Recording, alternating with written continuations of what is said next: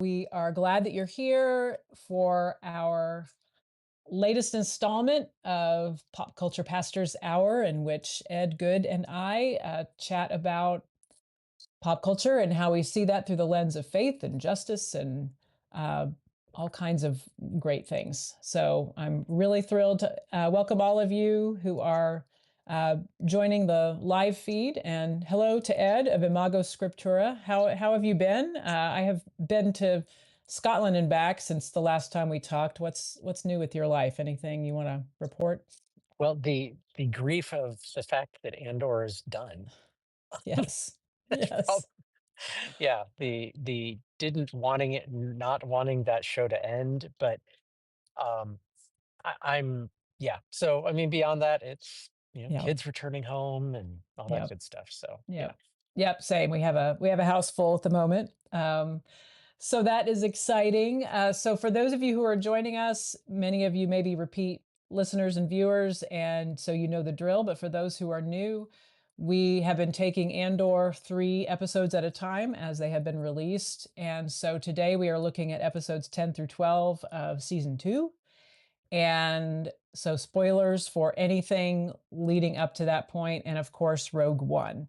And just so all of you know, we are planning to have a final pod slash live in the next coming days, in which we will just kind of do a recap of the series and also fold in Rogue One with the same kinds of things befitting something we're calling Pop Culture Pastors Hour. So wearing both of those hats.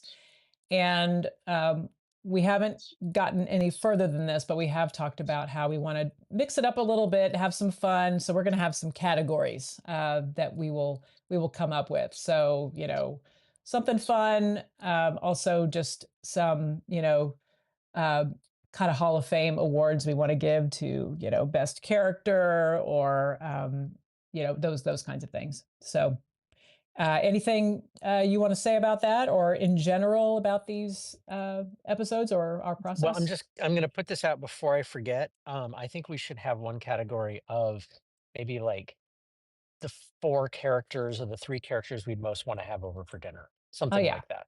Okay. Sounds Yeah, good. Sounds yeah, good. yeah. Do they have to cook for us? Because I'm really not sure I want that Nope, nasty looking fondue that Dedra and Cyril served to his mom. no, no, and I'm not sure I That's want crazy. Dedra and Cyril. I think that Yeah, yeah, that but we'll that see. that'd be an interesting. Unless you would just kind of want to do Hot Mess Express, have the two of them over. Otherwise, it's a little nutty. Yeah. Yeah, so stuff like that. We'll have some fun with it, and then we'll figure out what we want to do with uh, the next installment. If there's been talk of doing a little Battlestar Galactica, and we'll see what the spirit does for us. So we're going to bounce back and forth. Each of us is bringing, 2 or 3 nuggets of things that really struck us of these last few episodes, or maybe how those relate to the entire series. And I want to lead off. I'm going to lead off with this because I don't want to end with it because it's kind of a bummer. But I was really struck in these episodes, uh, and it ties into the series as a whole. The idea of rhetoric and how institutions of power use rhetoric in a way that is dehumanizing of people they consider the enemy or inconvenient or otherwise people that they need to kind of dispense with. And I don't know if you were thinking about this, Ed, but as I was listening, and especially in the episode where they're trying to get Clea and they're putting out this APB to try to find her after she has infiltrated the hospital and uh, pulled the life support from Luthen, which is, of course, a scene that we can talk about if you'd like. But they're discussing in the ISB, how do we put out the word about her? How do we let people know that we're looking for her? And it's like, well, what are we charging her with? What crime did she do? And I think it's Partagaz says, we're not going to do any of that. She's diseased. And we're going to tell everyone that she has some kind of communicable disease, and that's going to raise people's alarm. And I was thinking about that because that seems to have been a thread throughout the series. I don't know if maybe folks who remember season one, when we first meet Partagaz, he asks the ISB, like, uh, what do we do here? And people are like, well, we're about security. And he says, no, we're healthcare providers. We treat sickness. And this idea that there is this diseased aspect of the people who are against the empire, and it's their job to kind of put down that kind of idea.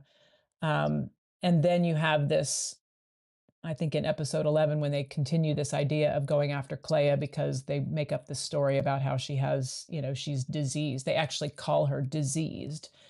And that connected for me with episode 10 when Dedra finally meets Luthen and says, "You disgust me," And because we do link this show with current events, I think about all the times that the current president has talked about things as disgusting or she's a nasty woman. There's kind of um, this disgust, which is not just morally problematic, but just very dehumanizing, and this kind of weird cleanliness thing. And for the Empire, it's very sterile and ordered, and what is opposed to them is yucky and diseased. And anyway, so that was something that just struck me because it's the typical language of dehumanization. And I'm curious if you had any thoughts about that. I had some additional sort of connections, but what do you think? Well, yeah, so I think I love you bringing in episode 10 with Fedra and Luthen in the shop, because I love Luthen's response, which is sort of like, "Oh, you know what? Fine, I'll own that. There's a whole galaxy of people out there waiting to disgust you." Yeah. Like, Yeah. I just I think that is so perfect. Yeah. Um, but you mentioned in terms of like the sterility of everything. I mean, the starkness of every imperial space, Mhm. especially within the ISB. It's minimalism, it's, just white and black. Mhm. Um, there's no hint of dirt or Mhm. wear or anything like that. That it's just stunning, Yeah. um, Yeah. how stark that is. Um, and even like the prison, when you get to the end with the callback of Dedra, you know in maybe in Narkina or wherever it is, but that even those are like stark, Yeah. and just compare that to Yavin, or Yavin as they kept saying it, which kept annoying me, but um Right. it's Yeah. Yavin, it's Yeah. Yavin. um that is, it's jungle, it's weathered, it's green and browns and life and vibrancy, and Mm. all of this, and just, yeah, I found those things so contrasting. Yeah. um but just the fact of that sterility, I think that's a great point. Yeah, and Mhm. yeah. Yeah, the I hadn't even thought about the Yavin connection. Don't want to annoy you. That I bumped on that too. But yeah, the it's so alive. It's so Mhm. organic, that place.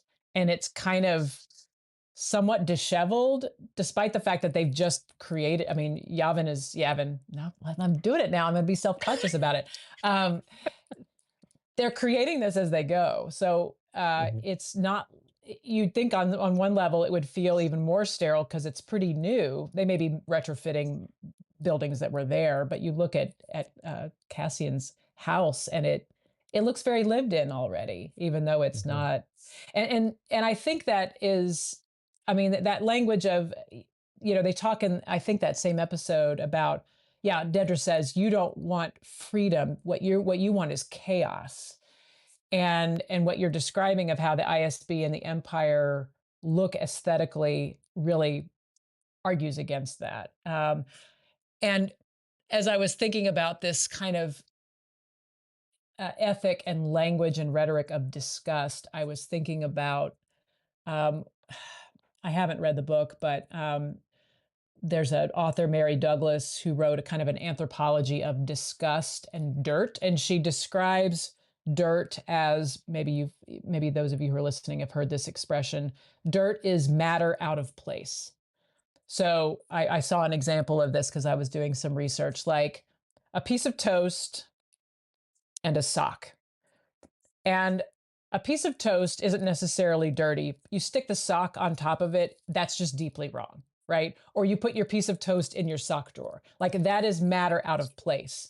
And and it got me thinking about how these oppressive structures use that idea of we get to decide where things belong and how things should go and the structure of this society, and anything that flies in the face of that is automatically suspect, and not only suspect but diseased.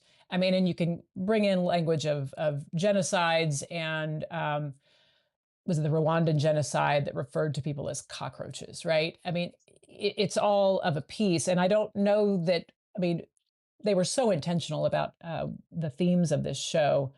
And that's just another place, I think, where they dug into the ways that powerful structures um, do this rhetoric of dehumanization. So Mhm, mhm. anyway, Yeah. was just thinking about that. Well, and to go to the towards the end of episode 12, in Patagrest, and I can never get his name pronounced right. We'll call him Leo because we discovered his first name was Leo. That's right. Um, but when his last scene, we'll say, and he's listening to the manifesto, Yeah. and that he's listening to this, and it's to I had not made that diseased and contagion connection. But Yeah. when the other guy comes in, Leo, basically is like, we can't stop it. It's spread. Mhm. And we try to contain it and you just can't. And, Right. and, and, we can talk about COVID, we can talk about every other, kind of epidemic or pandemic that's happened that, it's going to get out. It's Mhm. going to get out. Mhm. And, I pulled that whole quote, which just so, or that whole section of the manifesto, Yeah, you wanna but read this some? is, yeah. So the whole thing is amazing, but this part will probably come to the other part in a minute. But the imperial need for control is so desperate because it's so unnatural. Tyranny requires constant effort. It breaks, it leaks. Authority is brittle. Oppression is the mask of fear. Remember that. And know this, the day will come when all these skirmishes and battles, these moments of defiance, will have flooded the banks of the empire's authority, and then there will be one too many. One single thing will break the siege. Remember this. Mm. Try. But that part of, to try to contain it, it requires constant effort. And it Mhm. breaks and it leaks. And you can't do it. You can't. Yeah, So, you know, Leo's gonna get the word out. And that's yeah, you right. can name her a contagion. You can name her infected. You Mhm. can name her disgusting. But her message is gonna get out.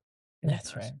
Yeah. Mhm. Ah, beautiful. Yeah. Yeah, Oh my yeah, gosh. Good stuff. Thank yeah. you for reading that. I just love that. You know, this freedom is a pure idea. Anyway, good Mhm. stuff. So Yeah. what have So you yeah. speaking of Clea, Yeah, go so for it. um I so just in general, I thought these three episodes were the most exquisitely filmed Mm, of all of the episodes. Just the way, well, filmed and edited and crafted. I thought they were just exquisite. From things like uh the the moments with Luthen and Clea at the very beginning. Um of episode 10, and just the way that those two actors communicated so much with just a few looks of, mhm, recognize, I think both of them recognizing this is it, this is the end. um the the framing of Lonnie and Luthen on the bench, Ugh. um, which, Pour one by the out for way, Lonnie. yeah, Whew. praise. Um, Yes. and my son who just got back from Spain was like, I just wish I could get to Sevilla to go, and because that's where Oh, they filmed. Like right. you can go to that bench, and he's yeah. Um, but then when Clea's in the safe house and she's trying to tap on the radio, establishing shot of her is kind of through a hole in the wall, so it's almost like things are closing in Mm, um, yep. on her. But then what what I just when I rewatched this and kind of the montage at the end, which by the way did get put into slow motion, contrary to Tony Gilroy's desires, um, but how there was this going back and forth between Clea and Dedra, and that you see Clea, who had just left Coruscant in this very limiting space, because basically, for the most part, the only place you saw Clea through the majority of the seasons was in that shop. Yes, you saw her in some other places, but by and large, Clea's in the shop. And then she's cooped up in the safe house and the walls are closing in. And then what you see from her is a world that's expanding. Mm, this natural world, people, community. And in contrast to that, they flip back and forth between the two of them, I think four or five times. Um, you see Dedra, who previously was a part of a community, a really unhealthy community, but a community, um, and is now her walls have closed in and Love it. she is isolated and she's in this sterile environment in this white prison jumpsuit that we saw so much of in season one. And just I just the way that stark contrast and we've talked some about the power of community in this episode and or this whole show of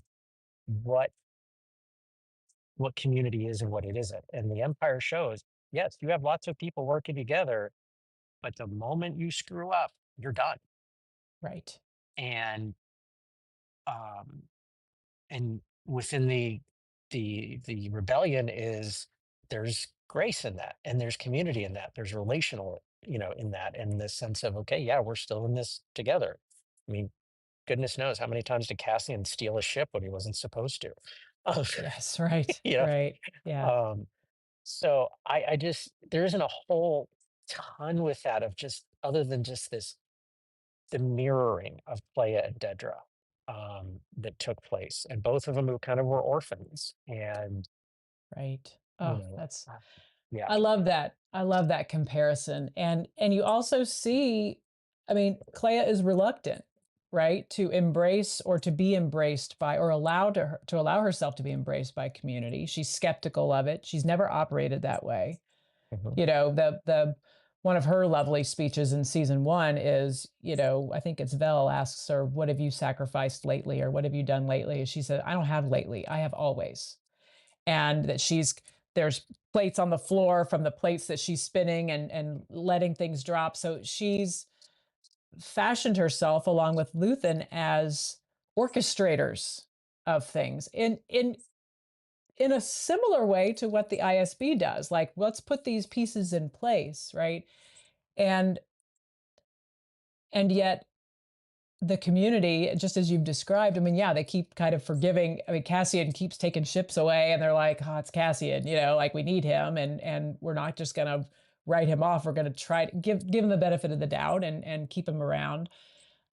And yeah, there's no grace, no leeway with the Empire. Like mhm, the reason we know Partagaz's first name is Leo is because Orson Krennic uses it and says, "I can't protect you." mhm, From the screw ups that have happened in your department. That's that. And once someone is no longer useful or no longer staying with the program, yeah, they're expendable.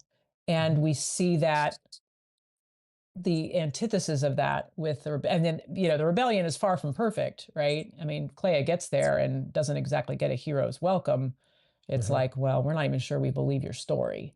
Mhm. And I can understand why someone who's been that she and Luthen were kind of a two-person team, and they had freedom to come and go as they pleased. And being part of community means being subject to one another. I mean, to use biblical language of um, so yeah, I hadn't thought about putting those two together. And you're right that they toggle back and forth between those two Mhm. characters in a really interesting way. Yeah, Yeah. love that. Yeah. Yeah. Yeah, good stuff. Yeah, and it speaks to the first point that we're about this rebellion as organic, right? As it's the people, and maybe this kind of goes to another one of the things that I wanted to lift up is just the absolute humanity of the well, all of the people. I mean, the people in this show, even the baddies are shown to be just very human, but the rebellion is messy. And it's messy because it's comprised of human beings who each, and we've talked about this in other episodes and conversations.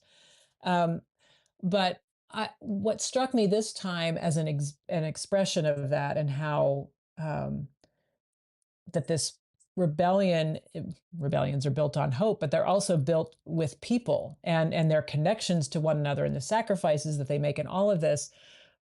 I was really struck this time. Episode 12 is called what, Kyber, Jeddah Kyber or so. Maybe Mhm. not, that may not be the same, but it echoes the fact that Clay, well, first, I mean, Lonnie gives the information to Luthen. Luthen's repeating it to himself. Then he says to Clea, repeat this information, get it all right. And at the time, I was like, why do they need to do that? Well, they can't write it down. They can't create any physical evidence of this message. It really has to be an embodied message. They have to hold it within themselves, which means they have to memorize it. Mhm. And many people who follow me know that I love Tim Snyder's book on tyranny. And one of the things he says is you don't want to give tyrannical leaders hooks on which to hang you. And so you do as much, you maintain your privacy as much as you can, and you do as much in person as you can. And I was like, here we see an actual expression of this, that they're not sending the message through those pulse codes.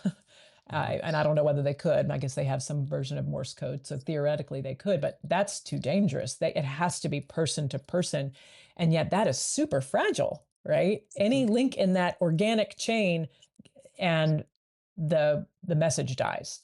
Mhm. So Well, it's thinking the about relay race those, again. It's the yeah, relay it again. is. Yep. And Cassian as the messenger, right? Mhm. That the force healer had called him.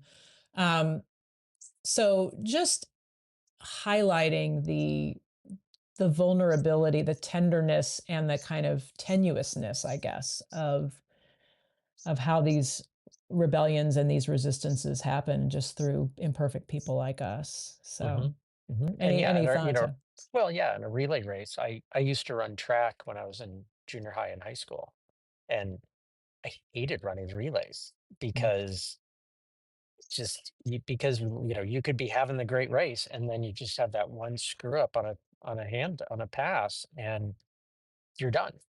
yeah, And that's and you could go so far back in this whole ep series of just how many passes go along. hmm, And we'll get into to Rogue One, that that actually continues in a yeah, quite literal fashions of what happens. So um and what's that's our curse, people fail. Is that mm, Luthen's? Yeah. yeah, um and but yet that's still what he uses. yeah, Like, and he's not running away from that, but he's just recognizing the realities, the strength, but also the limitations, and that yeah, people are going to fail you. yeah, And yeah, I feel that way, as a pastor. um we work with volunteers, for the most part. And volunteers, they're, you don't have and it's not how I like to, you know, be a supervisor anyway, but with volunteers, you don't really have the stick of their job, Right. and how, again, this goes back to grace. How do we have grace with one another, that we are imperfect and we are Mhm. fragile, and um yeah, just Yeah. Yep. And yeah, I mean, we haven't talked too much about Saw Gerrera in this series, and he's on the team as well, kind of. But he's kind of a thorn in the side of Mon, and they're trying to kind of protect him, which protects them. He feels paranoid and worries that they have ulterior motives for kind of surveilling him and all of this. And yeah, giving people, empowering people to be a part of your movement, whatever, whether that's a movement of rebellion or a movement, the Jesus movement, means they're going to do that in their own way, and they're going to um, be part. They're going to kind of dovetail with what you're trying to do, and other times they will go rogue to to coin a phrase, mhm, and that is part of the beauty of it, and the maddening part of it too is it can't be controlled. Going back to the an earlier point about this being an organic thing, mhm, um, I was reminded. I read this years ago, and I don't know if it's an actual event or maybe more of a uh, sort of a thought experiment, but it was the idea of when we bury um, toxic or nuclear waste somewhere, we need to let future generations know that that's a dangerous place. And how do you convey that message? You can't convey it with language because you don't know what future generations are what language they're going to speak. Even symbols on a sign don't you aren't necessarily reliable either, because again, iconography changes or maybe the sign blows away. And so what the answer to that kind of thought experiment is to that we you create a guild of people who can tell the story of what is there, and that the people are the messengers of that message, and that ultimately, according to this book where I read this, was that's the most reliable, or uh, the most possible to get the message across, is to rely on one another rather than some mhm, technological means of a good sign or a sturdy fence.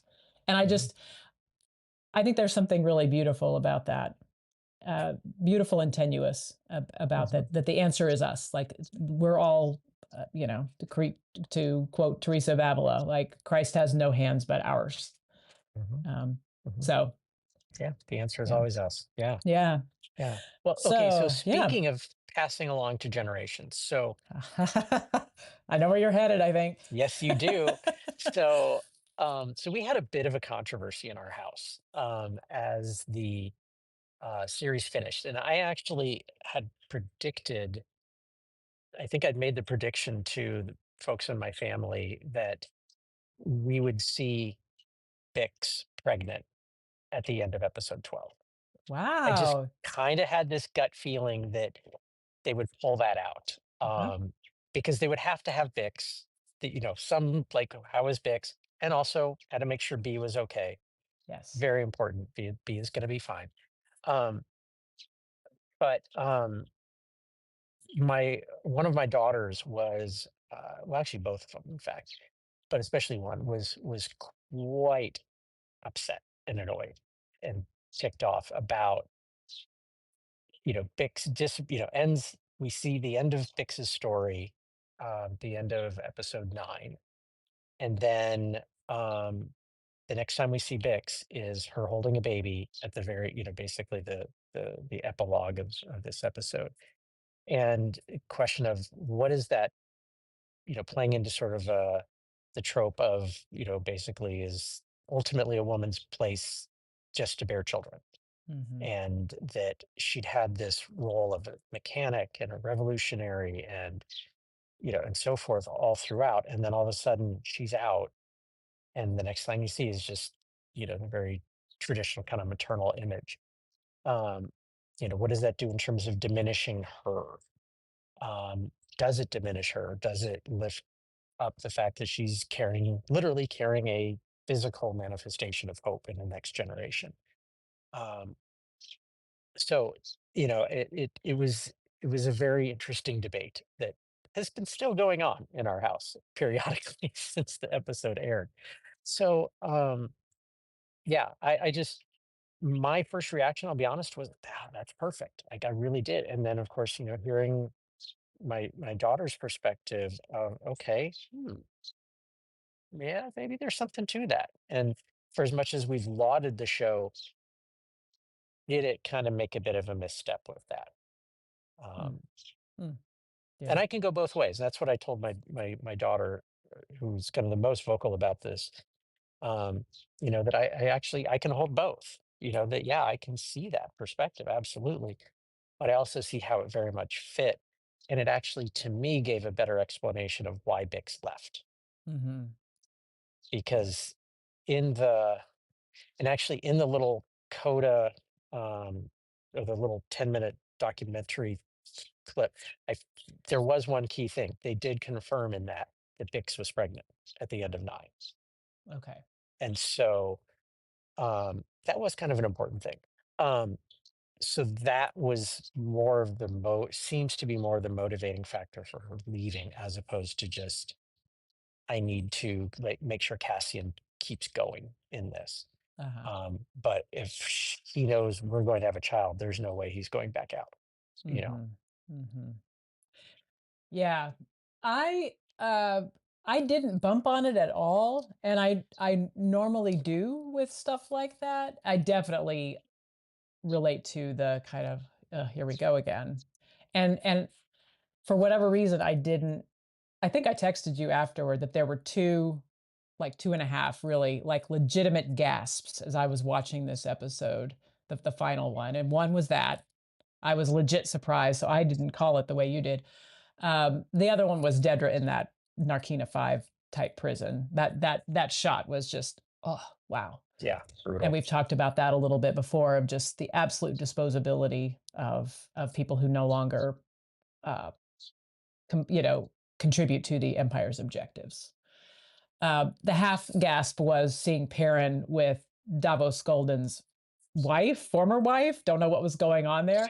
Yeah. This is like, oh, there he is, and my gosh, I mean, what a bleak. Yeah, that piece is really fascinating. Okay, so back to Bix. One thing is riffing on this idea of relay, right? Is there a place for having run your race again to to quote Paul, and then your race you've finished your part of the relay? Do we tap out as seeing resistance or seeing the rebellion as a relay so that we can jump right in, or is there a point at which we are done? We've done what we set out to do. And if there is place for that, then I don't feel like it was like, well, Bix was a real badass, but then now she's doing what women really are supposed to do, which is raise Mhm. kids. So there's kind of that. But also, what made it work for me, and I really picked this up more on the second watch because I knew some of the subtext, is the conversation between Cassian and Vel, where it's clear that Vel has some kind of contact with Bix and is like, don't wait too long to reestablish that contact. And that is just tragic because we know that within days Cassian's going to be dead. Spoiler alert for Rogue One. So that contact will never take place. But Vel understands what the cost is because she lost Cinta. And so for me, that allowed that complexity to be um, to be there and for us to consider when is enough enough. And we could pull in the Marvel. I mean, like, Tony Stark goes through this in the event, Endgame, kind of Infinity War stuff of like, I'm done. I have a kid now. And mhm, yet, you have um, Pepper saying, "But can you rest?" Knowing that mhm. you could have helped anyway. So Yeah, we could, yeah. Thoughts yeah. about that? Yeah, so I think that the relay definitely, and just calling out Steven's comment about wondering if Bix's child will show up in future Star Wars stories. That Cassian and Bix's child would be about the age of Han and Leia's. Um, Oh, so interesting. yeah, so one thing I thought about is kind of the perspective that being a parent has in something like that versus somebody who, and I hate making too often making the thing of like, well, because I'm a parent, I know this, and because you're not, you don't. Um, but I think there is something about when you've had a child and just what that does in terms of the ways in which, like almost instantaneously, the way that you view and engage the world changes.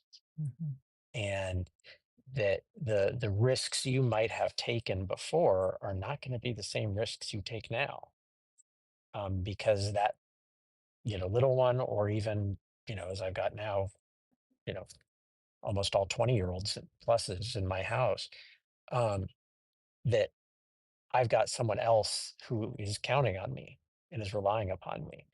So that whether or not you know the pregnancy was a planned thing or just sort of like, oh crap, I'm pregnant. mhm, right, um, we don't know. But I think, but I'm really grateful for my daughter raising that, because that's one of those things that is very easy for me not to think about that. And because of my own worldview and my experiences, um, it raises that point of how do we make sure that we can honor, yeah, that I can honor my daughter's perspective mm, of being annoyed with this and the trope that sometimes that does come in, and that maybe the ways that it's been used, not in positive ways, which I think it was here, has actually made it, when it is used positively, that it's hard to take. yeah, yeah, Um, and that whole importance of hearing the other stories, even if it isn't your own, you can hear it, take it in, and go, okay, what can I learn from this?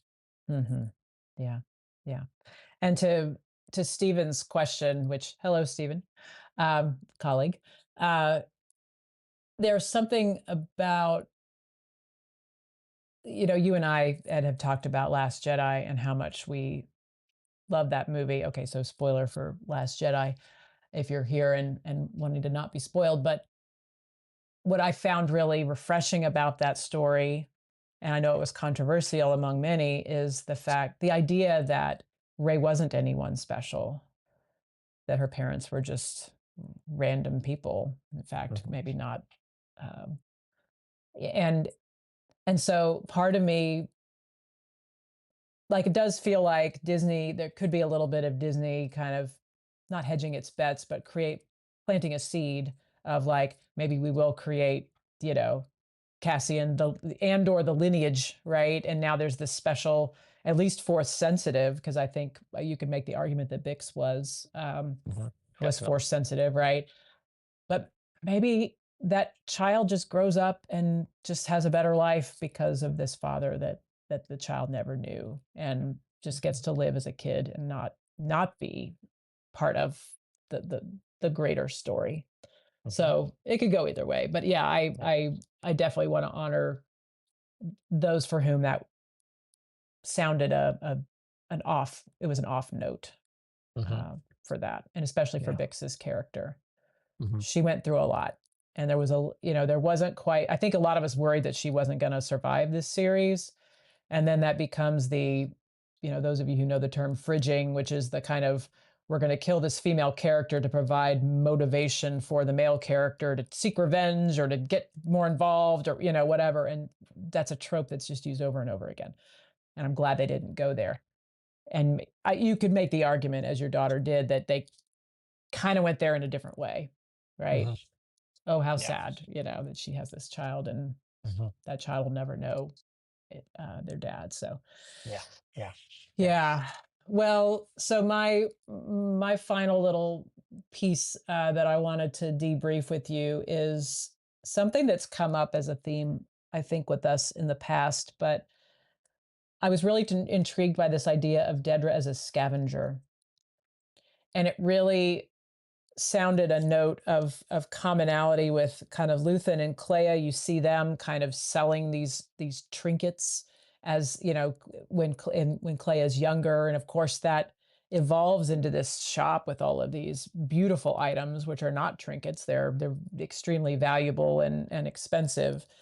But that does seem to be a deliberate theme, right? Because you have Clem, Cassian's dad, in the first season talking about how what you can find when you just look down and the things that people discard, they can be they can be repaired, they can be used. Wilmon has that old radio that he keeps up to date, and that's how he hears Clea's message.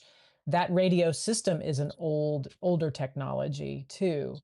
And I guess it just had me thinking about the way that this kind of relates to that rebellions are peopled by just ordinary folks, but like the ordinary stuff too. Like that you don't need special things. It's just a matter of paying attention to what's around you and using what's around you in ways that are purposeful and useful. And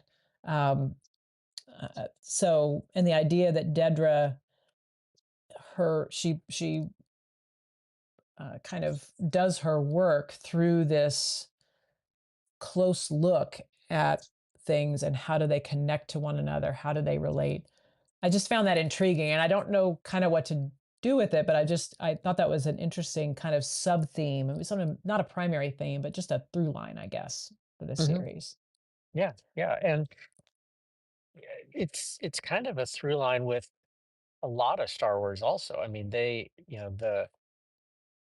Rebel Alliance is this cobbling together of all these different groups and, different races and planets, and, even the Rebel fleet is like, this mishmash and hodgepodge of capital ships and, fighters and everything else that's just sort of like, and, many people's favorite ship in the entire Star Wars trilogy. What's the first word used about the Millennium Falcon when Luke sees it? What a piece of junk. Yeah, Um, that bucket of bolts, right? yeah, Oh, and that's a yet, great comp. Yeah. yeah. So um, that's there is that reality, and that they were Leia and Luthen were piggybacking on the Imperial network. That they were just using Yes. you know ain't long time ago galaxy far far away's Radio Shack to you know hack Right. into things. So I think that's a great point about it is, and you can go all kinds of directions of, that doesn't mean you need then the fanciest new iPhone, whenever it comes out. Right. Um, and I find, in the church that I am currently serving, um, one of the things that's been the most impactful for people is like one of the simplest things, which is I handwrite cards to people. For as much as techie and geeky as I am, I handwrite birthday cards to people. And not just sort of like happy birthday, Pastor Ed, but like a little note. And it's the number of people who shared what a difference that makes. Hmm. And when we do these things that are ultra low tech but ultra high touch, this goes back even to what we started with of the do things in person, Yes. um, that are low tech but high touch, it changes things. Wow. And to kind of go another step, I just sort of riffing with this, when we talk about, you know, people and what's going on with like the LGBTQ community today, what changes people? What changes people is not the arguments. It's not here, read this book and it will change your perspective. What changes people is when they hear someone's story and they encounter somebody and they hear these things that, oh, wow, okay, that doesn't fit with all the messages I've gotten, but this trinket, in a sense, in front of me that has gone through so much, wow. And all of a sudden, that's when hearts start to change. Yeah. Oh, I love that. I love that. I was and this is our uh, I mean, Jesus taught through Jesus encountered people in that way, very personal. There's a and also taught through, ordinary things, salt, yeast, light, um, mustard seeds. And and so I think I felt really drawn to this. And part of this is speaks to the production design of this show where things felt so lived in, things felt so real, whether it's Ferrex or Gorman, the Gore people, even Chandrila, those first three episodes where we kind of get a sense of their wedding rituals. It's just so real. Mhm. Um, and I wanted to share with you. I read last night an article from Sojourners magazine, which is kind of a magazine of Christian justice and uh, kind of theology, and it's a quote from Jarvis Williams. And the article, I'll link to it when we post the replay. But the article's called "We Have What We Need to Fix This," and what he's talking about here, the interviewer asked about like people want to do something. People want to be part of a resistance or a solution to the difficulties that we face. And people want to kind of plug into national or sort of big movements. And he says that's understandable. Um, and I love what he said. I'm just going to read this little paragraph. He says, plugging into national organizations is always an option. My reservation is that I've noticed that people who are trying to do the big thing sometimes are not even doing the things in their backyard. And they are overwhelmed because they assume the big thing fixes the backyard. The problem is the backyard left unattended becomes a jungle. There wasn't a national movement for white Christian nationalism. There were pastors giving voice to those ideas over decades, writing books and on talk radio. Those practices then coalesced and were expressed in national politics. So the idea of using what is right there and tending to what is right around you. Maybe we need Luthans and Cleas that are pulling the strings and kind of pulling it all together. But for most of us, we are foot soldiers in this work of justice building. And this was very freeing for me to think about what can I look at that's right around me and use and help make better and improve. And the whole article is really worth reading, but that really struck me and felt like an example of what we're seeing. The kind of Dedra uses it for the Empire's benefit of scavenging, but uh, thinking about that radio that was under Wilman's bed and that he kept it in working order just in case he could play one small part in helping someone who reached out for help. That is very powerful to me. So, Well, and to go with the continue with the relay theme, let's go to my last thing here, yes. which is I felt like they kind of retconned uh, retroactive connectivity, in case people don't know that term. Um, the possibly one of the most famous lines from Yoda, which is the try or try not, do or do not, there is no try. You Yes. know, and that so many places throughout this entire show, it was try, try, try. It wasn't do. It was try. And so this goes to back to the manifesto, um, which starts. I'll read the whole thing because it ends with try, but there will be times when the struggle seems impossible. So we'll use the quote that you just shared, Marianne. When the jungle is overgrown, like when your yard is looking at it, you're like, oh gosh, how am I going to do anything with this? Um, I know this already. Alone, assure, unsure, dwarfed by the scale of the enemy. Remember this freedom is a pure idea. It occurs spontaneously and without instruction. Random acts of insurrection are occurring constantly throughout the galaxy. There are whole armies, battalions that have no idea that they've already enlisted in the cause. Remember that the frontier of the rebellion is everywhere, and even the smallest act of insurrection pushes our lines forward. And then remember this: the Imperial need is control, so desperate because it's so unnatural. Da, da, da. One single thing will break the siege. Remember this: try. And so um, the um, those random acts, that's the small things. It's not always the big thing. It's that small thing. It's that conversation with one person over, a cup of coffee. It's that one handwritten card. It's that one act of grace. It's that one speaking up when someone says something that is horrific. And you say, no, um, that's not appropriate. Um, and so, um, yeah, and when you were sharing a moment ago, Marianne, I got thinking about one of our common favorite musicians, is Carrie Newcomer, and she has a song called Basic, where she talks about the 3 foot circle around us. That's the place we have influence on, is that Mhm. 3 foot circle all around us.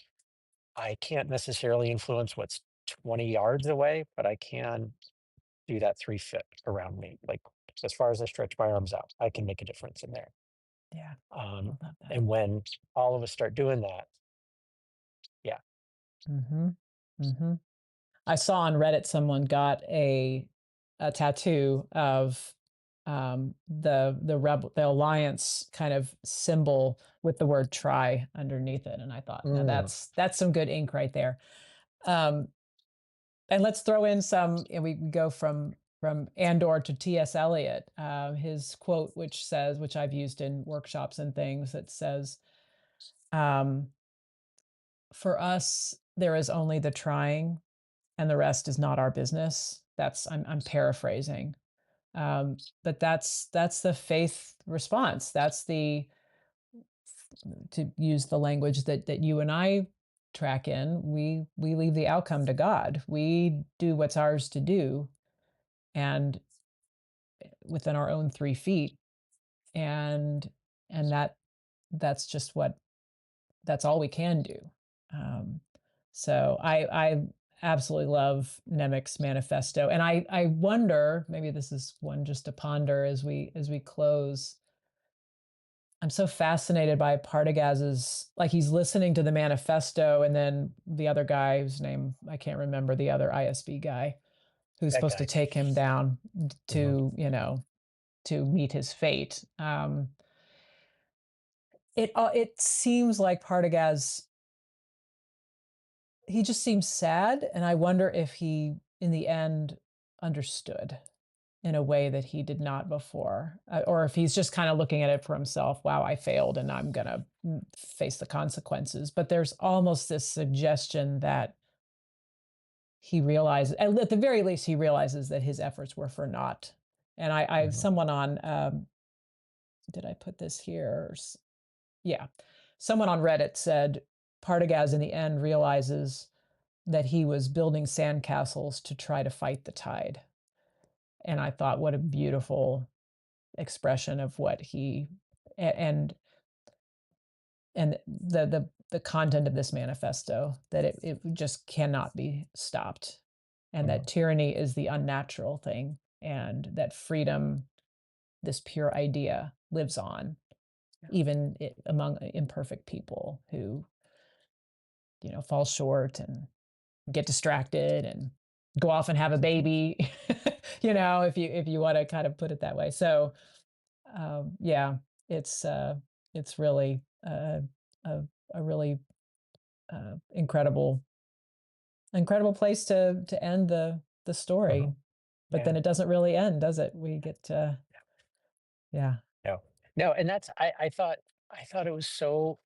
I felt like these 3 episodes were the least of the, like, big stories, like I think the first 9 really kind of had some of that, but it was setting up for what would come with Rogue One, which I think is a great way to put it. Or I've heard said that basically that's episodes, so I guess it'd be 13, 14, and 15 of Andor. Yeah. Um, and so um, I did go and rewatch Rogue One, and we'll get into that, and I'm going to watch it again. But other than one point, it's amazing how well it flows, and it Mhm. it it really does set it up well. So Yeah. yeah, yeah, Yeah. So that'll be the topic of our next conversation, yeah. and I look forward to it. I've watched about half. They've just arrived in Scariff, so I've watched maybe more than half. But we'll be. I'm taking notes as we go, and we will look Hmm. as I said at the beginning of our conversation. Next time we will look at Rogue One and then just do some fun kind of Hall of Fame style questions and things, and that will be fun to kind of debrief the whole sweep of the story now that we have that. And it is fun to watch Rogue One with all of this story about Cassian under our belt because it Hmm. really was. Hmm. It's a Jin Erso. I mean, she's kind of front and center, but Hmm. seeing it with his knowing what he's done is really Exactly, something. exactly. So All good. right, Well, wonderful. super fun. Uh we're going to call it a day. Thank you all for joining us, and we will share the recording, and it will also be available on the Blue Room podcast. So you can listen there if you would like, share with friends, and we will send out an announcement when we get scheduled our next installment. But thanks Yes, everyone indeed. for being here. Thank you, Ed, for Yes, our great yes. conversation, and we'll Woohoo. see you next Yep, time. yep. See y'all. Bye Bye, bye. everyone.